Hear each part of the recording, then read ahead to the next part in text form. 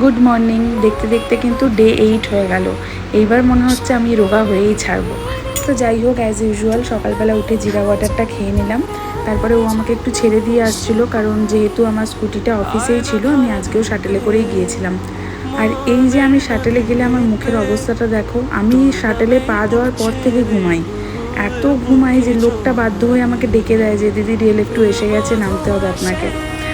যাই হোক, তারপরে আর সারাদিনে তেমন কিছু ক্লিপ নেওয়া হয়নি। এই ছিল আজকের লাঞ্চ।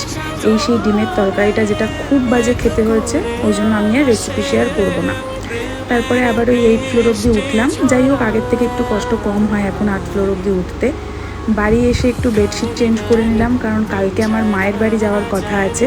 তো উইকেন্ডে তো এই কাজগুলো হবে না, ওই জন্য বেডশিট চেঞ্জ করে কেচে নিলাম। আর এই আমার নাক কোনো দিন সারবে না, আজ 5 বছর হতে যায়। তো দেখা হচ্ছে তোমাদের সাথে ডে 9 ব্লগে। টাটা।